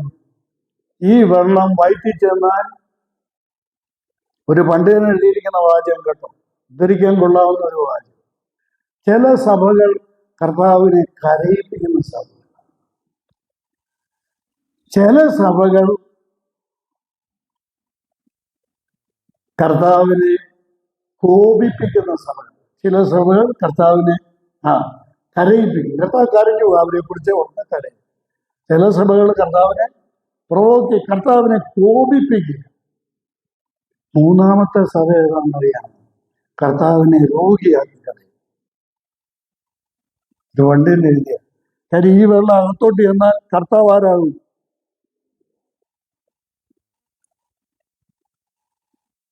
ഇതാണ് ഈ സഭയുടെ സ്ഥിതി. ഞാനിങ്ങനെ സാവകാശം പറഞ്ഞിരിക്കാൻ പറ്റുകയില്ല. നമുക്ക് വേദശാസ്ത്രപരമായിട്ട് ചോദ്യങ്ങളൊക്കെ വരാൻ കർത്താവ് രോഗിയാകും, രോഗിയെ സ്വഭാവം. ഇത് ആ വേദശാസ്ത്രജ്ഞൻ ഈ കാര്യം ഒന്ന് മനസ്സിലാക്കി. വെള്ളം വിഴുങ്ങിയാണ് കർത്താവ്. ഇവൻ ഛർദ്ദിക്കപ്പെടേണ്ടവനാണ്, ഇവൻ ഉൾക്കൊള്ളപ്പെടേണ്ടവനല്ല. ഇനിയും നമുക്ക് വായിച്ചു പോവാം. 17-ാം വാക്യത്തിൽ ഇവരുടെ അസസ്മെന്റ്, ഇവരെ കുറിച്ചുള്ള അവരുടെ വിലയിരുത്തൽ, സെൽഫ് അസസ്മെന്റ്, അവര് തങ്ങളെ കുറിച്ച് തന്നെ പറയുന്ന ആ വിലയിരുത്തലെന്ന് പറയും. ഞാൻ ആരാ? ധനവാനാണ്, സമ്പന്നനാണ്, എനിക്കൊന്നിനും ഇല്ല. ഇവരെ കുറിച്ചുള്ള അവരുടെ വിലയിരുത്തൽ. സ്തോത്രം. ഞാൻ ബ്രദർ എന്നുള്ള പേരൊന്നും പറയുന്നില്ല. ഇക്കാലഘട്ടത്തിലെ ദൈവമക്കളെന്ന് അഭിമാനിക്കുന്നവരുടെ സ്ഥിതി കർത്താവ് പറയാണ്. അവർ എന്താ പറയുന്നത്? എടാ, നിനക്ക് പണമുണ്ടെങ്കിൽ എനിക്കും പണമുണ്ട്, ഇഷ്ടം പോലെ പണമുണ്ട്, അല്ലേ? പണമുണ്ട്. ഞാൻ ആരാ? ഞാൻ ധനവാനാണ്, പിന്നെ ഞാന് സമ്പന്നനാണ്. 3, എനിക്കൊന്നിന് ആരുടെയും മുമ്പിൽ കൈ നീട്ടേണ്ട കാര്യമൊന്നും എനിക്ക് ഇല്ല, എനിക്കൊന്നിനും പൊട്ടില്ല. Self assessment. അവർ തങ്ങളെ തന്നെ വിലയിരുത്തും. ഇനി നമുക്ക് ദ ലോഡ്സ് അസസ്മെന്റ്. കർത്താവ് എന്താ ഇവരെ കുറിച്ച് വിലയിരുത്തി? ഇവര് പറയുന്ന മൂന്ന് കാര്യങ്ങളെ അവരെ കുറിച്ച് അവര് തന്നെ പറയുന്ന മൂന്ന് കാര്യങ്ങളെ. എന്തൊക്കെയാ? ഞാന് ധനവാനാണ്, ഞാന് സമ്പന്നനാണ്, എനിക്കൊന്നിനും മുട്ടില്ല. ഇവരെ കുറിച്ച് കർത്താവ് പറയുന്ന എത്ര കാര്യമുണ്ടെന്നറിയാമോ? മോളിൽ നമ്പർ ഇട്ടോ, 5 കാര്യങ്ങളാണ് കർത്താവ്. എന്താ ഇവരെ കുറിച്ച് പറയുന്നത്? 1, നീ നിർഭാഗ്യവാൻ. 2, അരിഷ്ടൻ. 3, ദരിദ്രൻ. 4, കുരുടൻ. 5, നഗ്നൻ. എന്റെ പ്രിയമുള്ളവരെ കേൾക്കണേ, നമ്മളങ്ങ് ശ്രദ്ധിച്ചിരിക്കുകയാണെങ്കിൽ പെട്ടെന്ന് അങ്ങ് പറഞ്ഞു പോകാൻ പറ്റുമല്ലോ. ഒന്നാമത് പറയുന്നത് എന്താ? നീ നിർഭാഗ്യവാൻ. സഭയിലെ ദൈവമക്കൾ നിർഭാഗ്യരാണ്. രക്ഷിക്കപ്പെട്ട ദൈവമക്കൾ നിർഭാഗ്യവരാണോ? കുറഞ്ഞ പക്ഷം ഒരു ഭാഗ്യാവസ്ഥയെങ്കിലും ഉണ്ടായിരിക്കും. ഏതാ? 32 സങ്കീർത്തനം 1 ഭാഗ്യം. പറഞ്ഞേ, എല്ലാവരും ചേർന്നു. ലംഘനം ക്ഷമിച്ചും. ഇവരാരാ? ലംഘനം ക്ഷമിക്കപ്പെട്ടവരല്ല, പിന്നെ പാപം മറയ്ക്കപ്പെട്ടവരല്ല. ഇവർ ആരാ? നിർഭാഗ്യവാന്മാരായ മനുഷ്യരാണ്. ഇവർ രക്ഷിക്കപ്പെട്ടവരല്ല. സഭയെന്ന് പേരുണ്ട്, പക്ഷേ ഇവരെന്ത് ചെയ്തില്ല?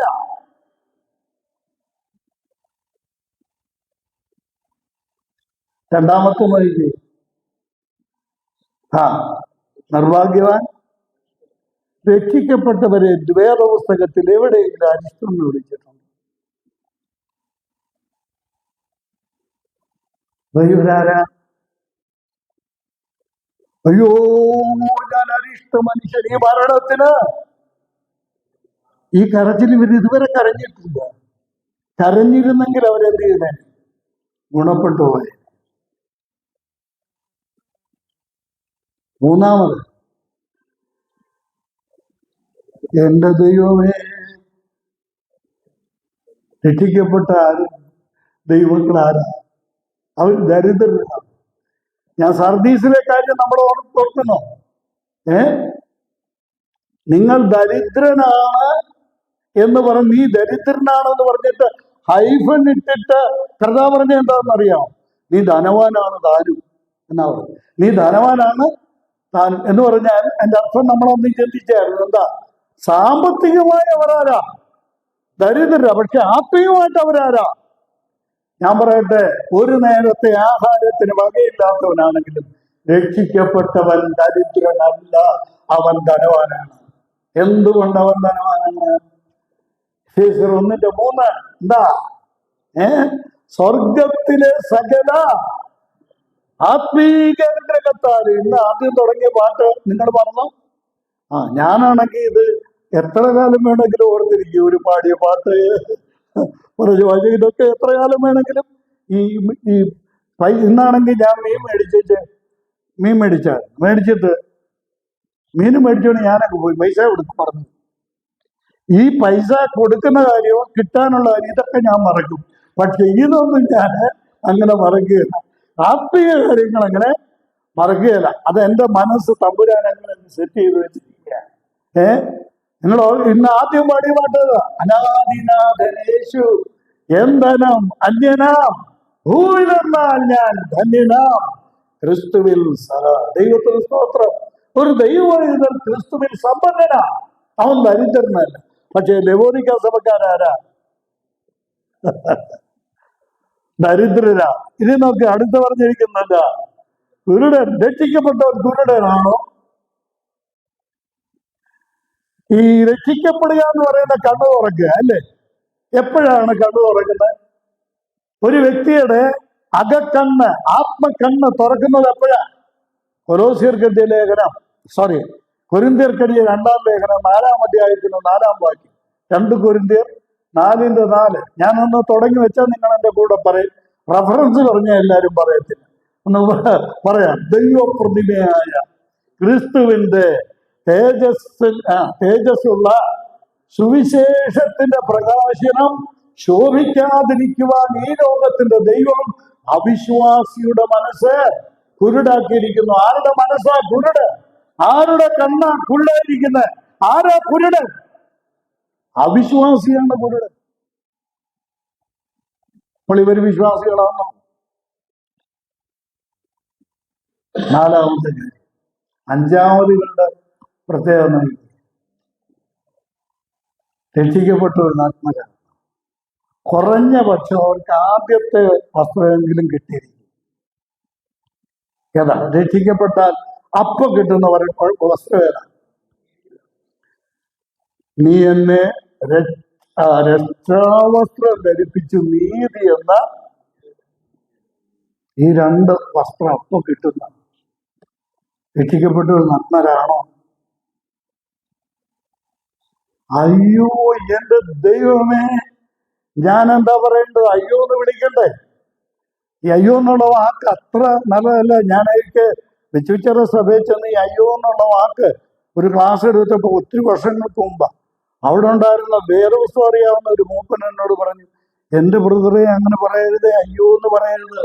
ഈ അയ്യോ എന്നുള്ള വാക്ക് വേദപുസ്തകത്തിൽ പറഞ്ഞിരിക്കുന്നത് ആരെ ഉദ്ദേശിച്ചാണെന്നറിയാമോ? രക്ഷിക്കപ്പെടാത്തവരെ ഉദ്ദേശിച്ചാണ് പറഞ്ഞിരിക്കുന്നത്.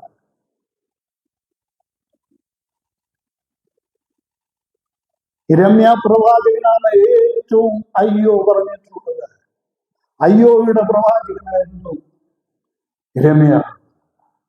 കർത്താവ് ഇത് ആവർത്തിച്ചിട്ടുണ്ട്, നിങ്ങൾക്ക് അയ്യോ കഷ്ടം.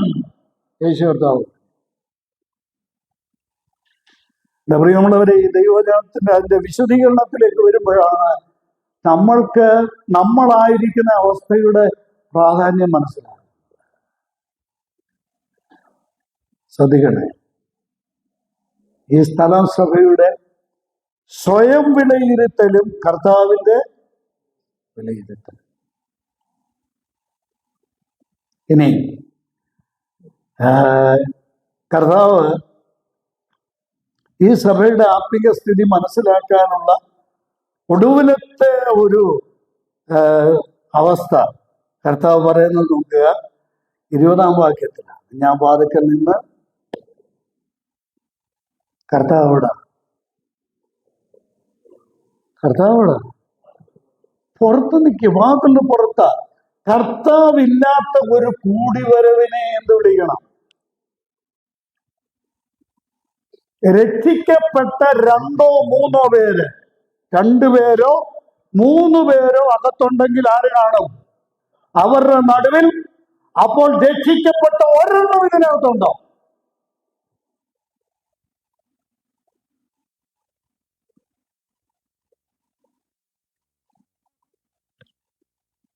വളരെ ഗൗരവമായിട്ട് ചിന്തിക്കണം. ഒത്തിരി പത്രാസും പരിപാടിയും ഒക്കെ ഉണ്ട്. മത്തായി എഴുതിയ സുവിശേഷം 18-ാം അധ്യായത്തിന്റെ 20-ാം വാക്യത്തിലല്ലേ 2-3 പേര് തെറ്റിച്ചത് പറയരുത്. ഒരുപാട് പേര് തെറ്റിച്ചാ പറയുന്നത്. പ്രത്യേകിച്ചും കുഞ്ഞുങ്ങളൊക്കെ ഒന്ന് ശ്രദ്ധിക്കണേ, മക്കളെ ഒന്ന് ശ്രദ്ധിക്കണേ. ഈ വാക്യം നിങ്ങൾ ഉദ്ധരിച്ച് 2-3 പേര് എവിടെ കൂടിയാലും, അങ്ങനെയാണ്. എവിടെ കൂടിയാലും അല്ല, പിന്നെ കൂടുന്നിടത്തൊക്കെ. എവിടെയും കൂടാൻ നമുക്ക് പ്രമാണം ഇല്ല. കൂടേണ്ടിടത്ത് കൂടാനാണ് നമുക്ക്. അത് പഴയ നിയമത്തിലും അങ്ങനെയാ, പുതിയ നിയമം സൂക്ഷിച്ച് പഠിച്ചാൽ അങ്ങനെ തന്നെയാ. കൂടുന്നിടത്താണ് ആരാ? ഇനി കർത്താവ് രക്ഷിക്കപ്പെടുന്നവരെ ദിനം പ്രതി സഭയോട് ചേർത്തുകൊണ്ടിരുന്ന ഈ വാക്യം വെച്ച് ബ്രഹ്മകാരായ നമ്മൾ ഉൾപ്പെടെ ഒരു വേദശാസ്ത്രം രൂപീകരിച്ചിട്ടുണ്ട്. സഭ എന്ന് പറഞ്ഞാൽ എന്താ? രക്ഷിക്കപ്പെട്ടവരുടെ കൂട്ടമാണ്. ആ രക്ഷിക്കപ്പെട്ടവരുടെ നടുവിലാണ് ആരുള്ളത്? കർത്താവുള്ളത്. കർത്താവ് ഈ ലവോദിക്ക സഭയിൽ എവിടെയാണ് നിൽക്കുന്നത്? കർത്താവ് പുറത്താ നിൽക്കുന്നത്. ഇതിനകത്ത് ഒരെണ്ണം പോലും എന്ത് ചെയ്തിട്ടില്ല. നിങ്ങൾ ആ പദം നോക്കണേ, അവിടെ എഴുതിയിരിക്കുന്നത് ആരെങ്കിലും എന്റെ ശബ്ദം കേട്ടെന്ന് പറഞ്ഞാൽ അതിന്റെ അർത്ഥം എന്താ? ഒരാൾ പോലും. ആരെങ്കിലും എന്ന് പറഞ്ഞതിന്റെ അർത്ഥം എന്താ? ഒരാൾ പോലും ഈ സാക്ഷായം ഒന്ന് തുറന്നു തരാൻ, ഈ കുറ്റി ഒന്ന് എടുത്തു തരാൻ, ഈ കഥ ഒന്ന് തുറന്നു തരാൻ ഒരാൾ പോലും ഇതിനകത്ത്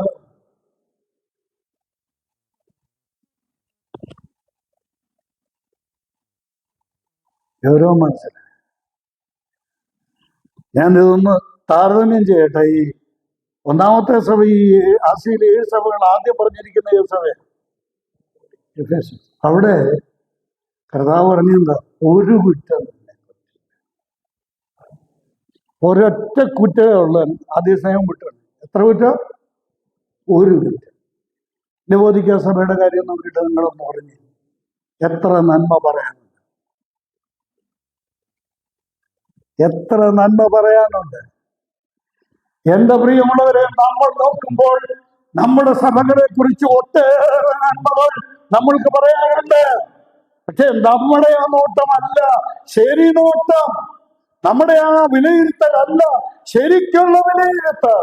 അരുമനാഥന്റെ, സഭയുടെ കാന്തന്റെ, സഭയുടെ നാഥന്റെ വിലയിരുത്തലാണ് ശരിയായിട്ടുള്ളത്.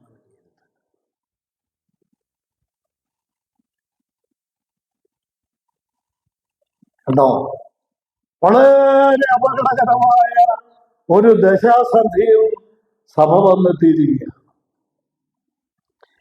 ദൈവദാസന്മാർ, പ്രത്യേകിച്ചും സഭയുടെ ചുമതലപ്പെട്ട സഹോദരന്മാരൊക്കെ ഒറ്റയ്ക്കും കൂടിയിരുന്നു മുട്ടിന്മേൽ നിന്ന് കരയേണ്ട കാലഘട്ടമാണ്.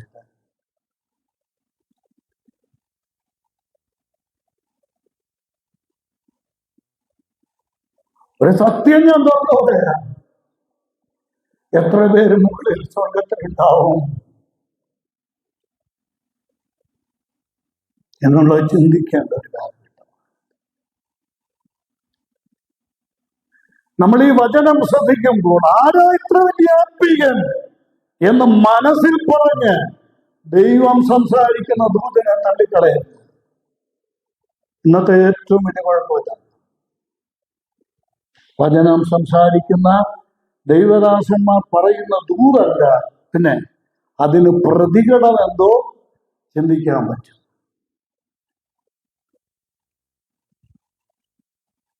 കർത്താവ് സഹായിക്കും. ഇന്നത്തെ നമ്മുടെ ഏറ്റവും വലിയ അനിവാര്യത കർത്താവ് കാണുന്നത് പോലെ കാര്യങ്ങളെ കാണാൻ, കർത്താവ് കാണുന്നത് പോലെ സഭയെ കാണാൻ, കർത്താവ് കാണുന്നത് പോലെ നമ്മുടെ ആത്മീക സ്തുതിയെ കാണാൻ നമ്മൾക്ക് സാധിക്കട്ടെ. അതാണ് ഈ സ്ഥലത്ത് നിന്ന്, ഈ വേദഭാഗത്ത് നിന്ന് കർത്താവിന് പറയാനുള്ള ഏറ്റവും വലിയ സന്ദേശം. ഇനിയും ഈ ഭാഗത്ത് നിന്ന് കർത്താവ് അവരോട് പറയുന്ന കൽപ്പനയാണ്, കർത്താവ് നൽകുന്ന കൽപ്പനകൾ. നോക്കണം, 3 പ്രധാന കാര്യങ്ങൾ കൽപ്പനയായിട്ട് കർത്താവ് അവരോട് പറയുന്നു. 18-ാം വാക്യത്തിലുണ്ട്. ഒന്ന്, ഞാൻ അത് ഇനി നമ്മുടെ മുമ്പിൽ കുറച്ച് സമയമുള്ളത് കൊണ്ട് ആ സമയത്തുള്ളിൽ ചിന്തിക്കാൻ പറ്റും, നമുക്ക് ചിന്തിച്ചു പോവാം. ഒന്ന്, നീ സമ്പന്നനാണ്. നമ്മുടെ കർത്താവിന്റെ കർസയം നോക്കി, നമ്മുടെ കർത്താവിന്റെ ആ കരുണ. ഇങ്ങനെ ഒരു സഭയെ നോക്കിയിട്ട് കർത്താവ് അങ്ങ് അവരെ ശപിക്കുകയോ അവരെ അങ്ങ് തള്ളിക്കളയുകയോ ഒന്നുമല്ല. ഈ അവസ്ഥയെക്കുറിച്ചുള്ള കർത്താവിന്റെ ഭാരം നോക്കണം. എന്റെ പൊന്നു പിന്നെ നീ സമ്പന്നനാവണം, കർത്താവ് പറയാ, അല്ലേ? അതല്ലേ എന്റെ അടിസ്ഥാനപരമായ നീ സമ്പന്നനാവണം. എന്നെ നിങ്ങളെ കുറിച്ചുള്ള കർത്താവിന്റെ കൺസേൺ നോക്കി, നീ സമ്പന്നനാകണം. സമ്പന്നനാകാൻ എന്ത് ചെയ്യണം? കാച്ചിയ പൊന്ന് എന്നോട് വിലയ്ക്ക് വാങ്ങിക്കണം. എന്റെ ഈ പൊന്നുണ്ട്, ഞാനത് നിനക്ക് തരാം. നിന്റെ പട്ടണത്തിലെയോ നിന്റെ സഭയിലെയോ വ്യവസായം കൊണ്ട് നീ ഉണ്ടാക്കിയ കാശ് കൊണ്ടല്ല നീ സമ്പന്നനാകേണ്ടത്. നീ സമ്പന്നനാകേണ്ടത് എന്റെ കയ്യിൽ നിന്ന് വാങ്ങിക്കുന്ന ഊതിക്കാച്ചിയ പൊന്നു കൊണ്ട് നീ സമ്പന്നനാകും. 7 വട്ടം ഉലയിൽ ശുദ്ധി ചെയ്ത ദൈവത്തിന്റെ വചനം കർത്താവിന്റെ കയ്യിൽ നിന്ന് വേറെ ഒന്നുമില്ലെങ്കിലും ഈ വചനമകത്തുള്ളവൻ സമ്പന്നനാണ്. 1000 പൊൻവെള്ളി നാണയത്തേക്കാൾ ദൈവത്തിന്റെ വചനം, ദൈവത്തിന് സ്തോത്രം, വിലയേറിയതാണ്. കുഞ്ഞുങ്ങളെ, സഹോദരങ്ങളെ, മൊബൈലൊക്കെ അത്യാവശ്യത്തിന് നോക്കേണ്ടത് ആവശ്യമാണ്, നോക്കണം കേട്ടോ. എന്നാൽ അതല്ല നമ്മളെ സമ്പന്നരാക്കുന്നത്. പുസ്തകം തുറക്കുക, പുസ്തകം തുറക്കണം. നീ ദൈവത്തിന്റെ വചനം പഠിക്കുക. ദൈവവചനം നിന്റെ ഉള്ളിലാവട്ടെ, നീ സമ്പന്നരാകും. രണ്ടാമത് പറയുന്നത് എന്താ? നിന്റെ നഗ്നതയുടെ, രണ്ടാമതല്ലേ, നിന്റെ നഗ്നതയുടെ ലജ്ജ വെളിവാകാതെ വേണം ധരിക്കേണ്ടതിന് നീ എന്ത് ചെയ്യണം? വെള്ള ഉടുപ്പ്. നിന്റെ നാട്ടിൽ ഇഷ്ടം പോലെ വസ്ത്രമുണ്ട്. നിന്റെ നാട് മുഴുവൻ വസ്ത്രക്കച്ചവടം നടത്തുന്ന നാടാണ്. അത് നല്ലതാണ്, ആ കച്ചവടം നടന്നോട്ടെ. പക്ഷെ നിന്റെ നഗ്നത വെളിപ്പെടാതിരിക്കാൻ നീ എൻ്റെ കയ്യിൽ നിന്ന് ഉടുപ്പ് വാങ്ങിക്കണം, വെള്ള ഉടുപ്പ് വാങ്ങിക്കണം. എത്ര കൃത്യമായിട്ടാണ് കർത്താവ് പറയുന്നത്. ഞാൻ ഈ നമ്മൾ മുമ്പ് പഠിച്ച സഭകളെ കുറിച്ച് നമ്മൾ വായിക്കുമ്പോഴും അവർ വെള്ള ഉടുപ്പ് ധരിച്ച് എന്നോടുകൂടെ നടക്കും എന്ന് കർത്താവ് പറയുന്നു. വെള്ള ഉടുപ്പ്. ഇനി മൂന്നാമത് പറയുന്നത് എന്താ? നിനക്ക് കാഴ്ച ലഭിക്കണം. കർത്താവിന്റെ ആഗ്രഹം നോക്കണം. ഒന്ന്, സമ്പന്നനാകണം, നമ്മളെ കുറിച്ചുള്ള ആഗ്രഹം. രണ്ട്, നമ്മൾ ഉടുപ്പുള്ളവരായിരിക്കണം. മൂന്നാമത് നമ്മളെ കുറിച്ചുള്ള കൺസേൺ എന്താ? നമുക്ക് കാഴ്ച ലഭിക്കണം, ദർശനമുള്ളവരായിരിക്കണം, കാഴ്ചപ്പാടുള്ളവരായിരിക്കണം. കർത്താവിന്റെ വേലയെ കുറിച്ച് നമുക്ക് ദർശനം ഉണ്ടാവണം.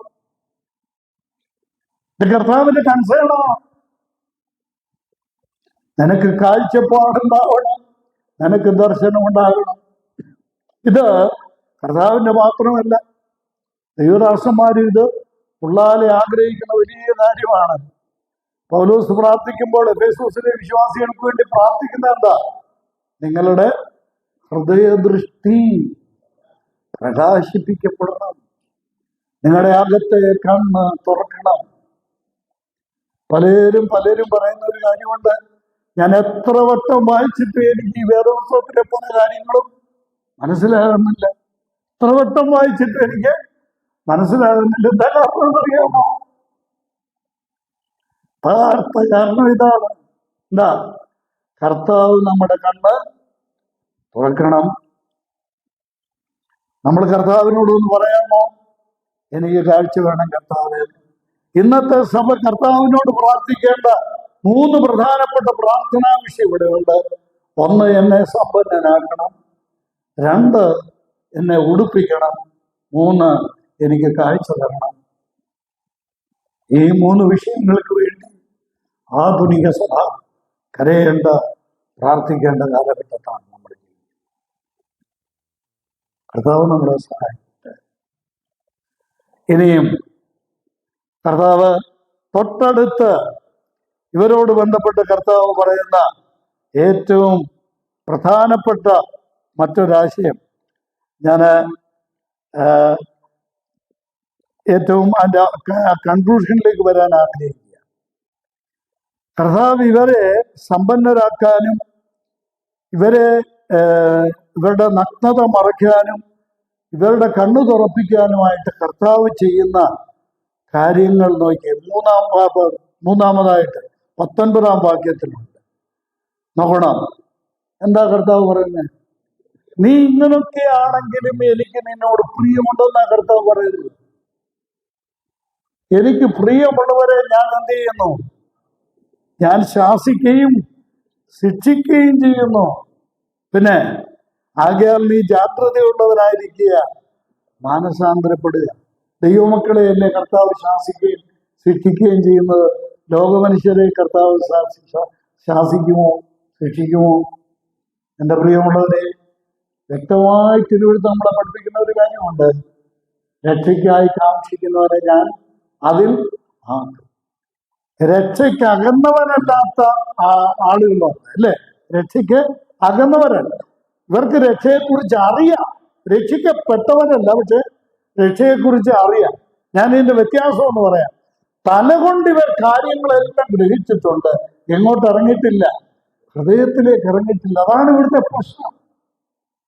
അറിവുണ്ട്. ഈ ലവോദിക്ക പട്ടണത്തിന്റെ ഒരു പ്രത്യേക സാഹചര്യം എന്ന് പറയുന്നത്, യഹൂദന്മാർ മാത്രമല്ല, അവിടെ യവനന്മാരും ഉണ്ടായിരുന്നു. പ്രത്യേകിച്ചും ജ്ഞാനവാദികൾ, നോസ്റ്റിക് തത്വജ്ഞാനികൾ ഏറെ ഉണ്ടായിരുന്ന ഒരു സ്ഥലമാണ്. അതുകൊണ്ട് ഈ പ്രദേശത്ത് അറിവിന്റെ കൂമ്പാരമായിരുന്നു. കാര്യങ്ങളൊക്കെ അവർക്ക് അറിയാമായിരുന്നു. എന്നാൽ ആ അറിവ് അവരുടെ തലയ്ക്കകത്ത് വരെ ചെന്നിട്ടുള്ളൂ, ഇങ്ങോട്ട് ഇറങ്ങിയിട്ടില്ല, ഹൃദയത്തിലേക്ക് ഇറങ്ങിയിട്ടില്ല.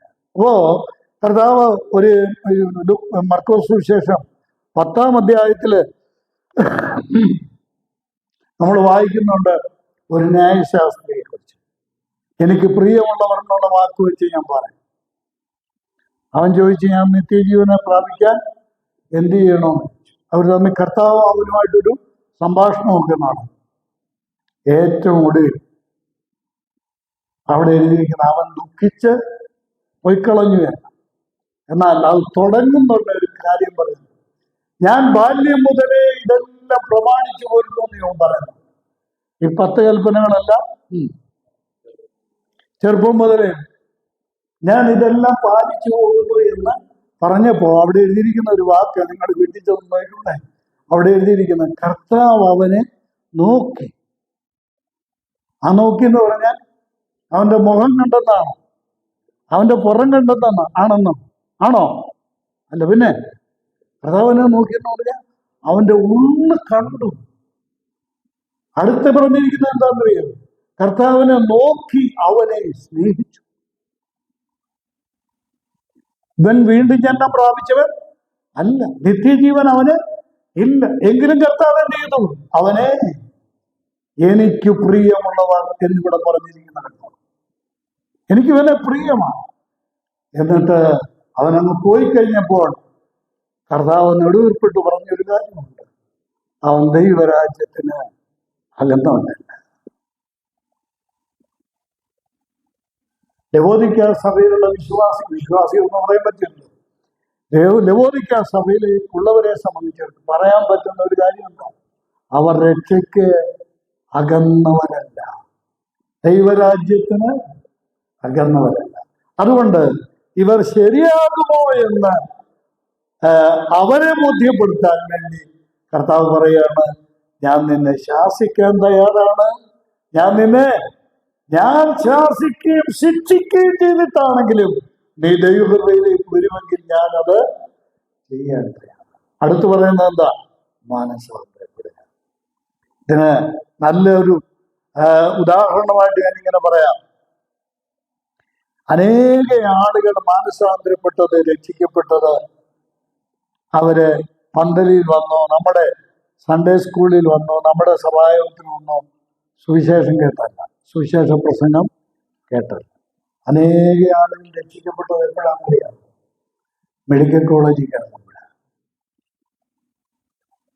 പലരും പറഞ്ഞു കേട്ടിട്ടില്ലേ, എന്റെ പൊന്ന് സാറേ എന്നെ മെഡിക്കൽ കോളേജിൽ നിന്നും തള്ളി. അപ്പൊ പിന്നെ ആരെ വേണം? ഈ രോഗം കൊടുത്തത് ആരാ? കൊടുത്ത? കർത്താവ് കൊടുത്തത്. എന്തിനാ? അവൻ മാനസാന്തരപ്പെടണം, അവൻ രക്ഷിക്കപ്പെടും. ഇതൊക്കെ ദൈവജനാടിസ്ഥാനത്തിൽ നമ്മൾ പഠിച്ചാൽ ഉപദേശത്തിന് കൃത്യമായി പാകമായ കാര്യങ്ങളാണ് ഈ പറയുന്നത്. എല്ലാം മനസ്സിലാവും. ദൈവത്തിന് സ്തോത്രം.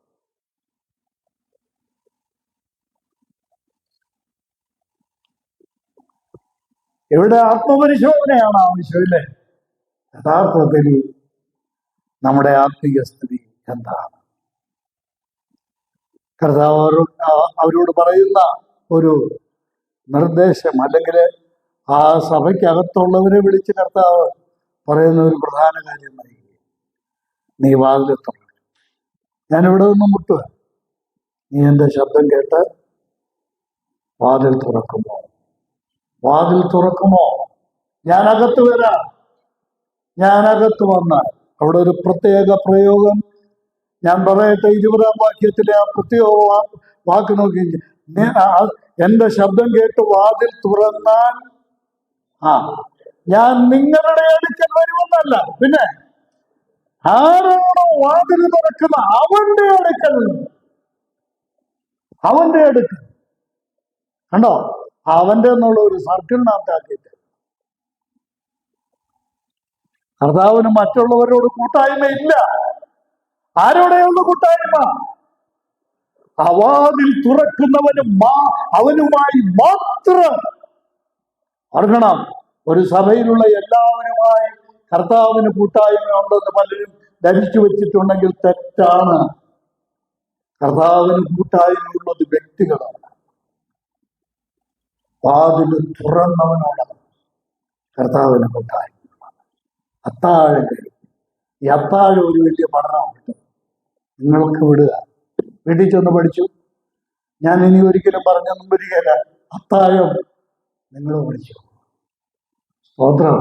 ഒരു വ്യക്തിയുമായി യേശു ക്രിസ്തു ആദ്യം കൂട്ടായ്മ ആചരിക്കുന്നത് എപ്പോഴാണെന്നറിയാം? അവൻ കർത്താവിനെ സ്വീകരിക്കുമ്പോഴാണ് ആദ്യത്തെ കൂട്ടായ്മ. സഖായിയുടെ ഉദാഹരണം. ഇനി അടുത്തത്, കർത്താവ് ജയിക്കുന്നവരുടെ കാര്യം പറഞ്ഞിട്ടുണ്ട് 21-ാം വാക്യത്തിൽ. ജയിക്കുന്നവർ എന്നോടുകൂടെ എന്റെ സിംഹാസനത്തിൽ ഇരിക്കുവാൻ വരം നൽകും. എങ്ങനെ? ഞാനും ജയിച്ച് എന്റെ പിതാവിനോടുകൂടെ അവന്റെ സിംഹാസനത്തിൽ എന്നതുപോലെ തന്നെ. പ്രിയപ്പെട്ടവരെ, രക്ഷിക്കപ്പെട്ട ദൈവമക്കളെ കുറിച്ച് കർത്താവ് ആഗ്രഹിക്കുന്ന ആത്മീക സമ്പന്നതയിലേക്കും ആത്മീകമായ വസ്ത്രം ധരിക്കുന്ന ആ അലങ്കാര വസ്ത്രം ധരിക്കുന്ന അവസ്ഥയിലേക്കും കണ്ണ് തുറക്കപ്പെട്ട അവസ്ഥയിലേക്കും വന്നു കഴിഞ്ഞാൽ ഈ വലിയ പ്രതിസന്ധിയെ ജയിച്ചാൽ വലിയ പ്രയാസമാണ്. ഇങ്ങനെയുള്ള സഭയിൽ നിന്ന് ഒരാള് കാര്യം ധരിച്ചു വെച്ചിരിക്കുന്നത് എന്താ? രക്ഷിക്കപ്പെട്ടതാണ്. ഇങ്ങനെയുള്ളിടത്തു നിന്ന് ഒരുത്തൻ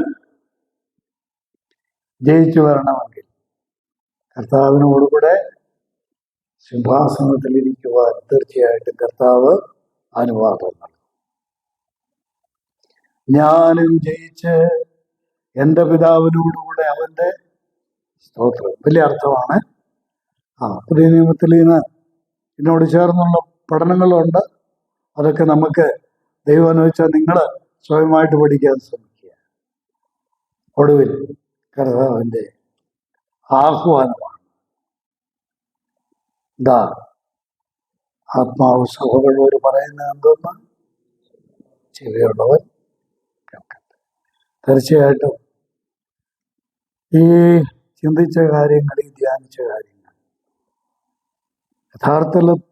യഥാർത്ഥത്തിൽ അതിന്റെ മുഖവിലേക്ക് എടുത്ത് ദൈവം എന്നോട് പറയുന്നതാണ് എന്നുള്ള ആ ഭാരത്തോടെ ഏറ്റെടുത്ത് ദൈവകൃപയിൽ തുടരാനായി നമ്മളെ സമർപ്പിക്കാം. ഈ വചനങ്ങളാൽ കർത്താവ് നമ്മെ അനുഗ്രഹിക്കട്ടെ.